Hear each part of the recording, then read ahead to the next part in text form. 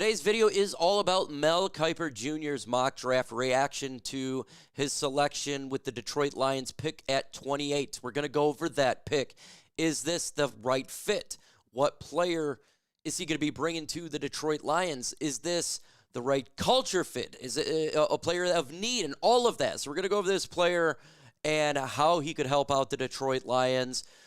What if that's not the guy? What are other players that the Lions could look at with that 28th pick in the draft? But before we get into this bad boy, make sure you subscribe to the channel, hit that notification bell because we drop Lions content every single day, even in the offseason, and that is currently happening for our team right now. And with the 28th pick in the 2025 Mel Kiper mock draft, he has the Detroit Lions selecting James Pearce, pass rusher from Tennessee, the 6'5", 243 product here out of Tennessee, junior coming out of college. This guy's got 23 solo tackles, 38 combined, 7.5 sacks, and 1 forced fumble this year. And throughout his career, he's got 44 solo tackles, 30 tackles for loss, 19.5 sacks, and 3 forced fumbles. He runs a 4.49.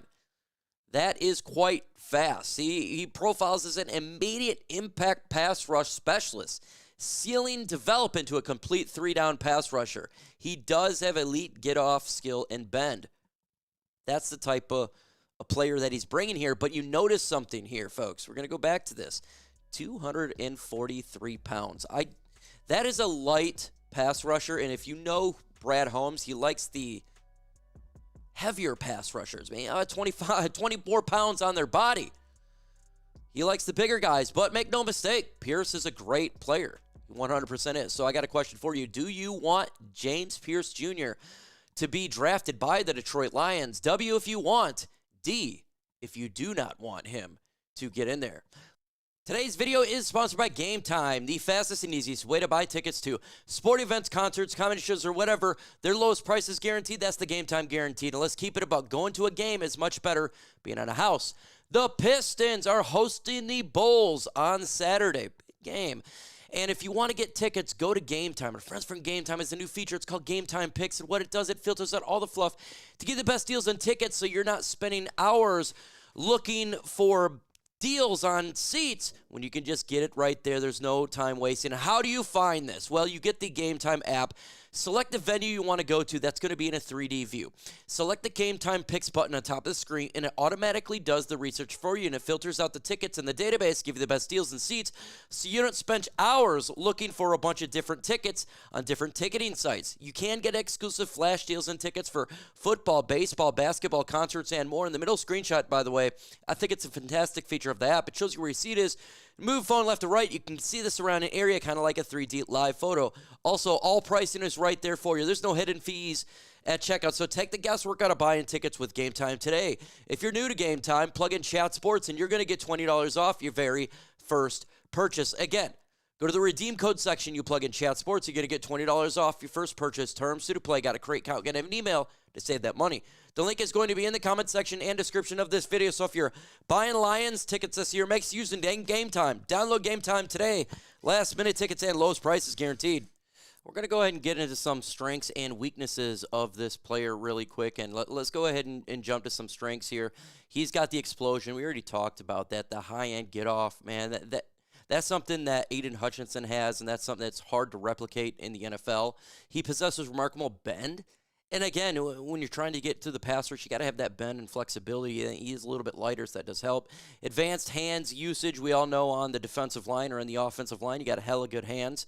You got to do that. He shows natural instincts as a pass rusher. He's setting up the tackles.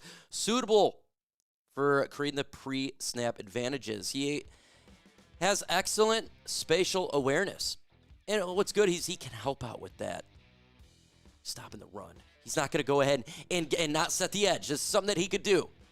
Closing speed is fast. Got to have that closing speed. Hit that quarterback. Impressive change of direction ability. He's got a great football IQ. So he's a smart player, right? And everything is not going to be a rosy and good. So there's some negatives about this guy. Currently, he lacks ideal play of strength. And you got to get a little bit bigger, in my opinion. But it helped tackle in the run game, right? You got to get a little bit bigger if you're going to be for the Detroit Lions here. Darkly, he's got to get better at maintaining leverage. Get too focused on rushing upfield. Can't get those escaping lanes for those mobile quarterbacks. Now that's the issue containing. It's a problem. Needs to develop more reliable counter move with his initial rush. His ability to stack and shed quicker. So the problem is, and that's nitpicking, right? He's a high-end player. But if you look in mock drafts, there's a lot of mock drafts where he's top 15 draft pick. So I've already done a lot of reading and research, and they're considering him a top 3/4 pass rusher. Now, that's right now, right? You know, things can change. You get to the NFL Combine and all that. But if this stays the same, I don't see how he would make it to 28 because pass rushers are on demand. That's the one position teams are always looking forward to getting, and he's got that speed. And there's a lot of teams for the Lions that I could see looking for a speed like that. New Orleans Saints like those speed rushers, right? So, I mean, they're way before the Detroit Lions. There's a lot of players out there in the draft we may like that's not going to be there with the 28th pick, and so we got to be realistic sometimes. But do you want James Pearce? W for want, D for don't. There's going to be other players, too, that the Lions could look at if they're wanting to get a pass rusher. One of a lot of people's favorites is from Ohio State in Jack Sawyer. We heard a lot about him. He for sure will be there, I think, at the end of the first round. He's end of the first round talent. I think he's a little bit ideal coming towards Detroit than getting Pearce here, who's a higher value. But there's a lot. And the Lions doesn't even have to go defensive line with the 28th pick. They can legitimately go in any direction because, yes, we need a pass rusher, but when you're sitting at pick 28, you're not going to force it. You can go offensive line. You can go interior defensive line for 100% pass rusher. Go there. They could go a safety if they really wanted to do that. I know we got Kirby and Brian Branch. Maybe they wanted to go another corner. Who knows? But Pearce, it would be a great pick. I just don't know if he's a fit for the Detroit Lions. I don't know. But I think he'd be a solid pick for Detroit. And there's other pass rushers too. Now, look, if you're wanting to get a pass rusher, you can hope for it, or you can trade up. But it's going to be difficult if you want to just stand pat and looking at it for that route. If you're wanting to get a high-end one. If not, just look, I think the Lions should just stand pat. Whatever their pick is, or trade back. Be patient. You're sitting there, and no reason to jump the gun. If there's somebody falling like we have seen in multiple drafts, okay, jump up there and make a move with the 28th pick. No doubt about it. If you feel someone is falling, you could trade up in the draft. Last year, I mean, we can see Jared Verse fall in the draft, and Ike was screaming, get Jared Verse. Terry Arnold fell in the draft, and the Lions literally traded up to get him. There's players that fall in the draft. I don't know if it's going to be like that this year. We already know a lot of offensive talent's going to go off the board, but guess what? There's going to be some good talent, defensive talent that's going to come off the board. Travis Hunter is going to come off the board early, right? Mason Graham. You got Will Johnson. There's Abdul Carter. There's going to be other defensive players that's actually going to go quicker in this year's draft than last year. And maybe a tackle or something falls to the Lions that they would like to go for. They'd like to go for. But there's, in this year's draft, a lot of defensive talent's going to go. Unlike last year, when it felt like defense didn't go till the first, was it pick 16 or 15? Was that when Jared Verse got picked up? I forget the exact spot, but it just kept going for that team. And to see.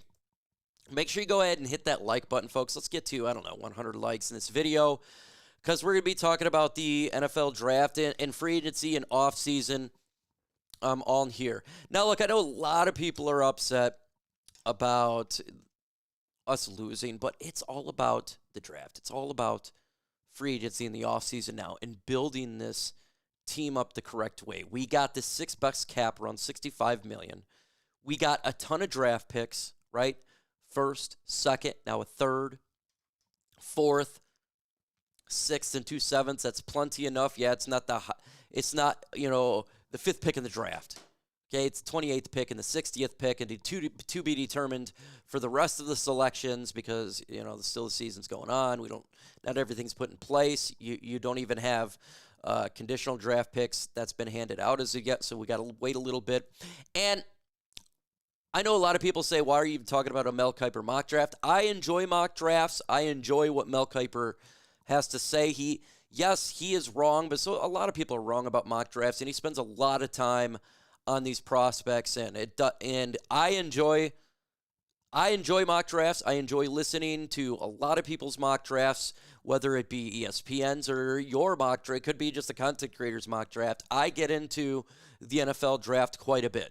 So this is going to be a staple on this channel if you're new to it, because I've been doing this for 6 years, and we talk draft. So I'm going to have a mock draft out probably next week, my very first mock draft.